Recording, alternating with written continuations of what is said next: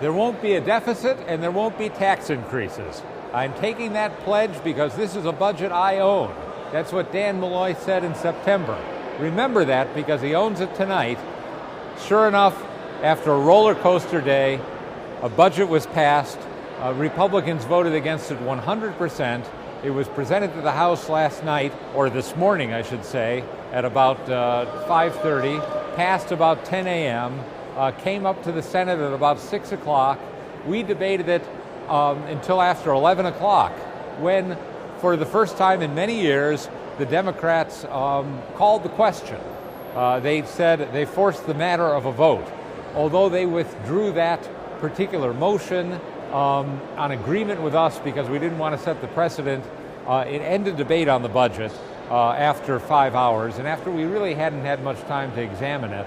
And the budget passed with all Republicans in opposition and 2 Democrats in the Senate joining us. So it was 19-17 in the Senate, and it was 73-70 in the House. Narrow margins for a terrible budget, which includes almost over $2 billion in tax increases.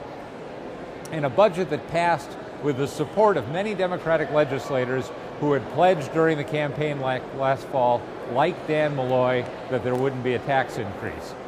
My problem isn't simply that they broke their word. My problem is that they have continued us on a path which is going to destroy this state if we continue.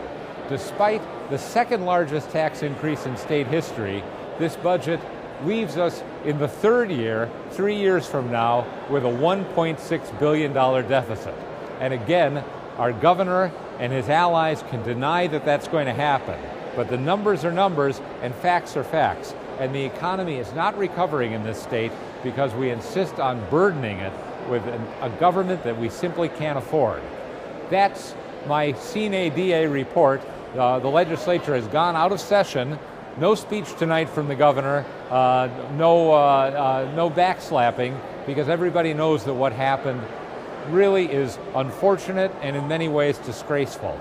We will have to come back for a special session to pass those infamous implementers. One of the things that blew up the budget negotiation in trying to pass the budget in a timely fashion was that the implementers, which were promised to us ahead of time, in part because some people have made such a point out of being able to examine them, in fact were not delivered, were not ready. It's not clear they would have been ready even if we had given them time to pass tonight. So we'll be back in a special session. I don't know what kind of mischief will be involved, but I will be back with a report for you in a few days to look back a little bit on the session, and in any case, when we do come back up here again, which I expect will be in a couple of weeks.